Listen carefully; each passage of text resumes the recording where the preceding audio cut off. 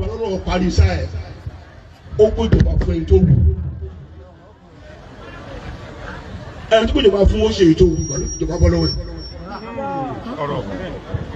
tẹnu mọ́ ọ̀rọ̀ ó sì ìjọba tó fẹ́ ṣe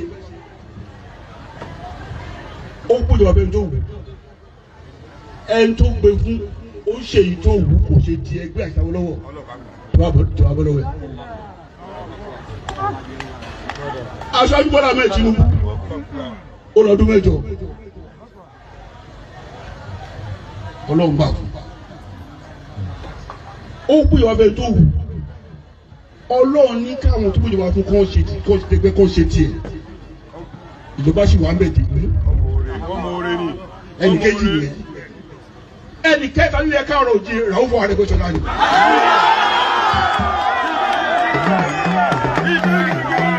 Àbẹ̀ tó fẹ́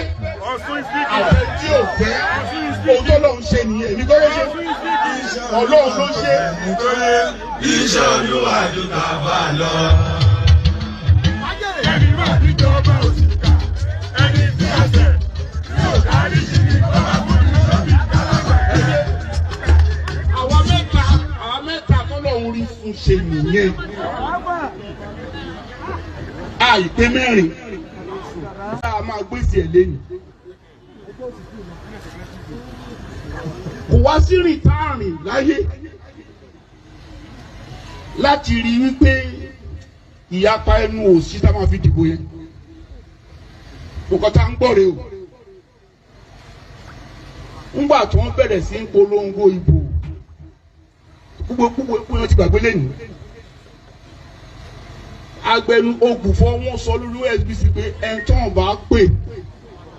tó bá wá sí ibi ìpolongo ìbò tó jẹ́ bá rí òun ló mọ̀ o.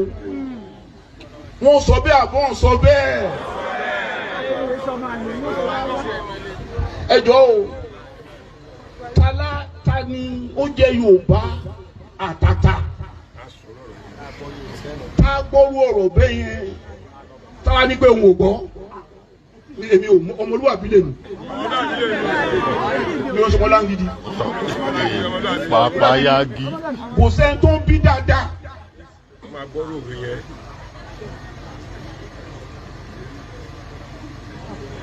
Tó nílé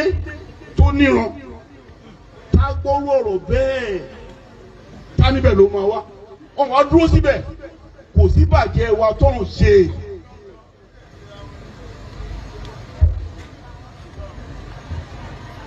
Abẹ́rẹ́ ló bọ́ lọ́wọ́ adéjẹ́ tó dèjé.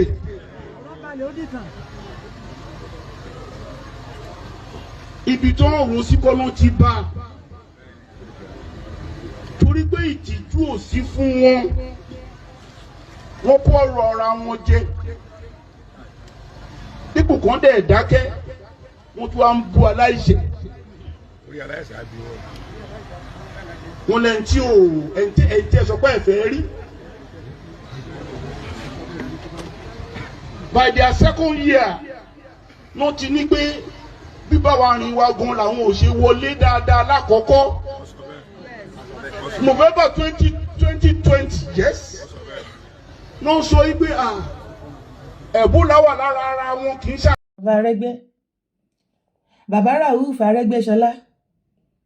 Bàbá Rauf Arẹ́gbẹ́ṣọlá wà lẹ́ẹ̀mí ìpèyìn fún kúmi ìpèyìn fárùn bẹ́ẹ̀ tí yín bá ń já ọ̀rọ̀ tẹ́sánú fídíò yìí orúkọ tèmi ò yípadà Yèyé Dára Kowé ni mò ń jẹ́ ìkan lára àwọn ọmọ lábẹ́yìn ni o torí lára àgbẹ̀gbẹ̀ ilẹ̀ Yorùbá náà lẹ́wà ọ̀rọ̀ tẹ́sán òun làwa náà ni pé ká wá ṣàlàyé kékeré ẹni nọmba 1 nílẹ̀ Yorùbá ni bàbá wa Awólọ́wọ̀ lẹ́yìn bàbá Awólọ́wọ̀ nọmba 2 ni bàbá Tinubu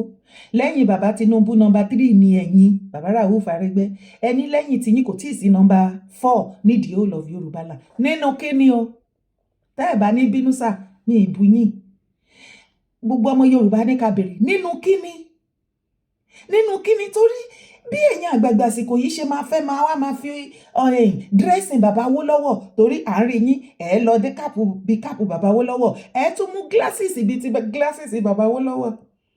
wá dírẹ́sì bí bàbá Awólọ́wọ̀ létà Awólọ́wọ̀ ṣe dress ṣe ṣiṣẹ́ bàbá Awólọ́wọ̀ ṣe rò wípé dressing bàbá Awólọ́wọ̀ látòkè désàlẹ̀ òun ni ò jẹ́ kórúkọ wọn parẹ́ àbí iṣẹ́ tí wọ́n ṣe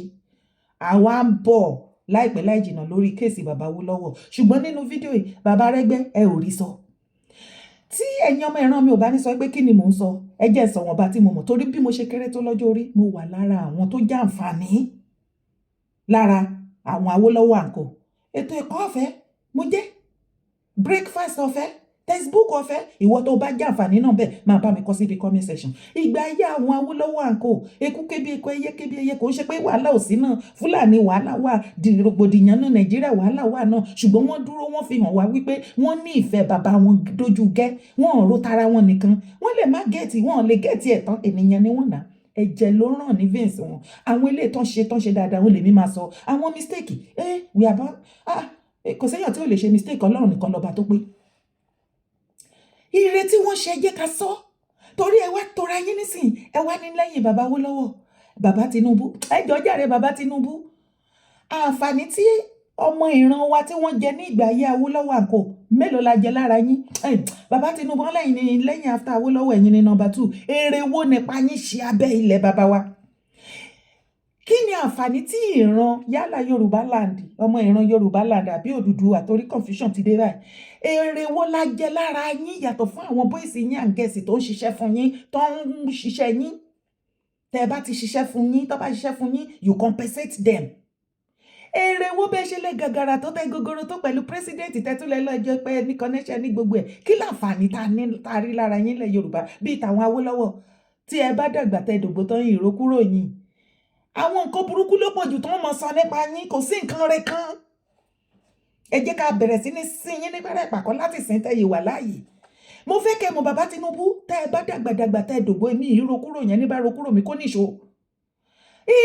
ìtàn burúkú la yóò mọ̀ fi lọ́lẹ̀ lẹ́yìn yín torí gbogbo iṣẹ́ tí àwọn Awólọ́wọ̀ tí bàbá Arẹ́gbẹ́ sọ nísìn ẹ̀yin àgbà ìsìn ẹ ti bàjẹ́ akótilétà nìyí ẹ mú gbogbo ẹ pè mọ́ra yín lọ́wọ́ ẹ sọ di property ara yín èyí tẹ̀ta ẹ tà dànù ní give away price èyí tẹ̀ ẹ̀rí tà tẹ́ ẹ̀ ní ìdí ẹ useless ẹ̀ sílẹ̀ ó bàjẹ́ síbẹ̀ ǹjẹ́ ẹ build nǹkan míì no ojú gbà wá tì fún yín à ń wo ẹ̀yin àgbẹ̀gbẹ̀ ilẹ̀ Yorùbá láwọ̀ sunkún ẹ ń rò pé kinní kan à ń bá yín sọ lójoojúmọ́ ẹ múra kankan àǹfààní wo la jẹ lára yín ẹ disappoint ara yín ẹ̀yin àgbàgbà àsìkò yìí ẹ disappoint àná òní àtọ̀lá yín kíni ẹ̀yin number 3 ní kíni ẹ̀yin ò ṣe nǹkan sílẹ̀ bí àwọn ilé Awólọ́wọ̀ àǹkó ṣe nǹkan sílẹ̀ nílẹ̀ bàbá wa tó gbóríyìn fún wa tí gbogbo ẹ̀yà tó kù nù Nàìjíríà tí wọ́n ń ṣe kíni tí wọ́n ń rí wípé ẹ̀yà Yorùbá ò ṣe fọwọ́rọ́ sẹ́yìn ẹ̀yin ò ṣe build ẹ ṣe ń ro tara yín ẹ máa wo bàbá Arẹ́gbẹ́ o àti bàbá Tinubu number 2 number 3 wọn o ǹjẹ́ ó láǹfààní èrè kan tẹ́nibọ̀dì jẹ lára yín kò ṣe political party lẹ́ ń kó kiri gbogbo èrè tó yẹ kẹ́ jí gbogbo iṣẹ́ tó yẹ kẹ́ ṣe fún ilẹ̀ Yorùbá ìmọ̀tara ẹni nìkan mímí syndrome ẹ̀rọ tẹ́nibọ̀dì ẹ̀kan oró gbogbo everybody sínú political party lẹ́yìn láàyò ẹ wáyé bàbá Tinubu náà lẹ́nu bá ṣe sọ 2 years with rubbish 2 years with rubbish bàbá Tinubu ṣẹbẹ ti sọra yín di dictatorship kò sẹ́nibọ̀dì tó lè bọ́ síta torí ẹ̀ hàn wọ́n lè mọ̀ àdẹ̀rí pé lára owó tó yẹ kẹ́ fi ṣe nǹkan sílùú ẹ kó àwọn bọ́ìsì jọ ẹ bẹ̀rẹ̀ sí náírà 5,000 lé wọn lọ́wọ́ ẹ dà wọ́n sórí social media wọn ò mọ̀ wípé ara wọn náà attack ayé wọn náà attack wọ́n rò pàwọ́ là á attack èrè wo la jẹ lára yín ẹ kàn jẹ́ number 2 and number 3 rubbish number 2 and number 3 rádaràda àǹfààní ara yín lẹ wà fún àwọn political party àti political talk tẹ̀ ń kó kiri ara yín lẹ́jọ́ wà fún ẹ má máa fi ra yín compare bàbá Awólọ́wọ̀ mọ́ o kíni ẹ sí mi jàre èrè wo ni èrè kíni oore tí ìpayín sábẹ́ wa ibẹ̀ ni kókó là lọ o ìjà ńlá mà ti bẹ́ sílẹ̀ láàrin àwọn ará Ẹ̀gbá àti Ọ̀ṣun wọ́n mà ti jàjàdíjú àwọn ará Ẹ̀gbá ti dìde wọ́n ti dìde báyìí mọ́ gọ́vnà Adeleke wọ́n ní gọ́vnà Adeleke ti sàsọ jáàmù ni wọ́n ní gọ́vnà Adeleke ló ń kílèmù àdìrẹ wípé àwọn Òṣogbo Ọ̀ṣun state náà ní àdìrẹ wípé irọ́ ni o bàbá ńlá irọ́ ni o Ẹ̀gbá ló ládìrẹ Ẹ̀gbá méjì náà ni wọ́n ní kò jára wọn yàn Ẹ̀gbá lè ja Ọ̀ṣun níyàn Ọ̀ṣun àtẹ̀gbá ẹ wá wo fídíò.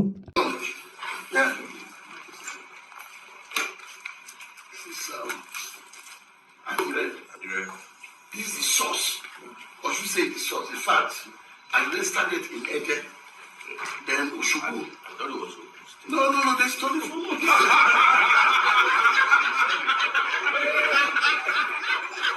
Listen, bro. They came to Eke, my town. You know, there is just 15 minutes from Oshugo. Yes! But you see, sir, I'm not going to tell you, Mama, I don't mind, but I want you to recognize and give us credit that Adire is the source. Oshogo, that's no weekend gallery. He's celebrating 74th birthday. We are hosting him. So this Saturday, I want you to show it. We wear it every Wednesday. Maybe for me, every Wednesday. I want somebody is writing it down. Who is that? Sir, why Wednesday, sir? Wednesday, just to celebrate Adire Day. We call it Adire Day. I can worship before I marry. You can worship. When you talk of Adire, you talk of Abeokuta, you know Adire. And we want the whole world to know that we will continue to maintain the standard of making Adire here in Abeokuta, here in Nigeria, here in the entire world. We are stating that fact. It's a viral video in which everybody has seen. The video is credited to the governor of Osun State, where he presented a gift to the current chief of staff to the president. And too obvious, the chief of staff himself stated that, I thought this thing is from Abeokuta. That is where the word stolen comes from. And it goes a long way. We are not evil.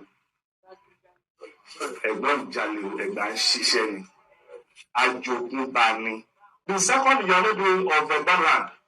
Madam Lodinola, she's one of the people that improve and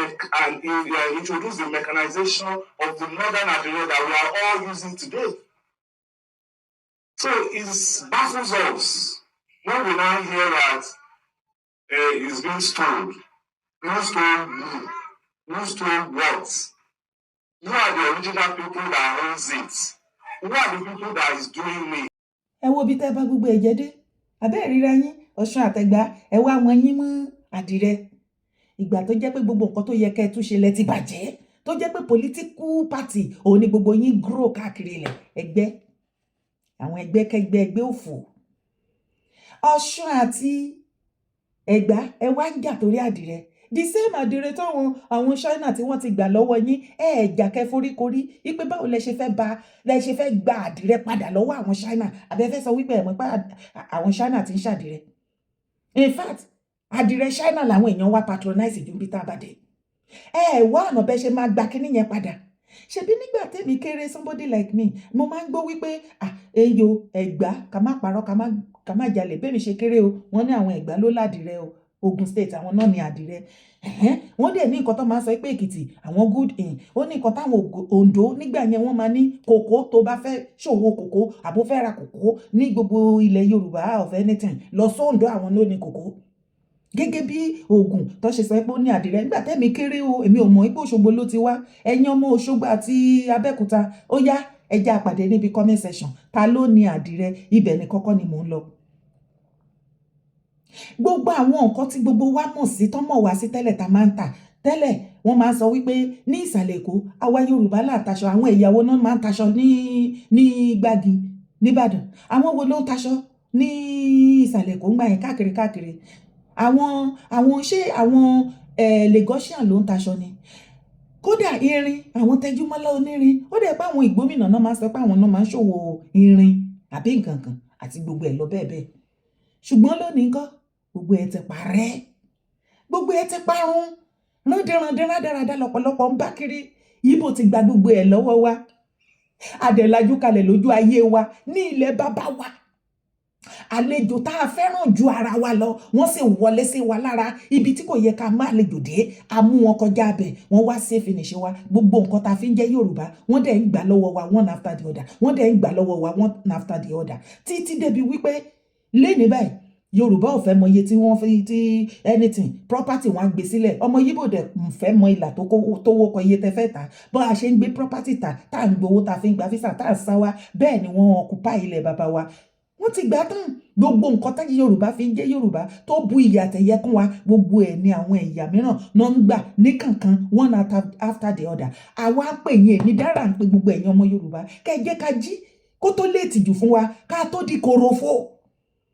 ẹ̀yin ká wá máa ṣọ̀tẹ̀ ẹ máa ṣàbòsí ó ti lè gbìyànjú ó ti ṣe kinní kan ìyẹn kọ́ ni èyí tó bá yín ló bá yín èyí tó bá èmi lélẹ̀ ilẹ̀ bàbá mi ló bá mi. ẹ wo bí tájọ bára wa ẹ wá wo Ẹ̀gbẹ́ àtọ̀ṣun wọ́n ń jà torí àdìrẹ. kí ló ṣẹlẹ̀ sí gbogbo nǹkan tí Yorùbá tá mọ̀ wípé Yorùbá ló ń ta nìkan nílẹ̀ bàbá wa tẹ́lẹ̀tẹ́lẹ̀ even ní Lagos State àti gbogbo everywhere ní the whole of Nigeria wọ́n ti mọ̀ wípé tó bá bá Yorùbá ní any state nǹkan báyìí iṣẹ́ wọn ni àwọn náà ń tà gbogbo kinní yẹn pátápátá àwọn ẹ̀yà mìíràn Haúsá Fúlàní Haúsá àti Ìgbò wọ́n ti gbà lọ́wọ́ gbogbo wa. kí wá ní Yorùbá gan wá good àti ń sìn torí education tá à ń believe tẹ́lẹ̀ tá a fi ń pọ́nra wa lé pé àwa nìkan là kàwé jù wọ́n ti ń kàwé àwọn ẹ̀yà mi àwọn ẹ̀yà tó kù náà ti ń ka burúkú nù ìwé wọ́n ti ń ka back to back báyìí. kí n tó round up fídíò ẹjọ́ kí náà wá mọ̀ wá fún sìn ṣé àti ìdí korofo ṣá àmà ní nǹkan kan tá a dẹ̀ tó lè fi tọ́ka wá wípé Yorùbá ló ń ṣe léyìí. ẹ wo bí tá a bá padà bá yàrá já ẹ wo bí tá a bára wa ẹ wo bí tá a bára wa aṣọ́gun tó tún sọ pé àwọn ọmọ Yorùbá ló máa ń tà ní ìgbà yẹn àwọn ọmọ Ìgbò ti gbà lọ́wọ́ wa Yorùbá mélòó ló dẹ̀ rówó ra taṣọ mọ́ báyìí sìn ẹ̀dẹ̀ wá wà àwọn ọmọ Ìgbò tá à ń pariwo yìí náà ṣèbáṣìírí wọn ló ti lẹ́nu ọjọ́ mẹ́ta ẹ̀ rí wọn tán máa náwó bí olóbùkú tán bowó tán máa dànù tán bowó tán máa dànù ṣẹ́rí iṣẹ́ ọwọ́ wọn ọmọ Yorùbá mélòó ló máa ṣe legit business ìta lóun fẹ́ ra a plot of land ní 1 billion ibo ló ti fẹ́ rí nígbà tó bá ra a plot of land ní 1 billion èyí owó tó máa wá fi kọ́lé síbẹ̀ ńkọ́ ọmọ Yorùbá mélòó ló fẹ́ gba ṣọ́ọ̀bù tó fẹ́ gbé kinní sílẹ̀ ní tó fẹ́ gba ṣọ́ọ̀bù ọdún kan ní 500,000 àbí 1 million lọ́dún kan àbí 5 million lọ́dún kan. ẹ wo bí wọ́n ṣe sọ wádìí adẹ̀lájú kalẹ̀ adẹ̀ ń wò ọ̀tẹ̀ àtàbòsí làwa yàn láàyò tá a gbé wọ̀ yẹ́wìyà mo sọ yìí mo dúró ní orúkọ tèmi ò yí padà Yèyé Dára Kowé kòkòkò èyí tó kù tí ó yẹ kí n fi sí bá mi fi sí fúnra lẹ́yìn níbi comment section sí bá mi pín fídíò káàkiri láàrin àwọn ọmọ Ọ̀ṣun àti Ẹ̀gbá ewu ẹjọ́ náà yín méjèèjì ta ni ó ní àdìrẹ originally mo fẹ́ mọ̀ níbi tá a bá dé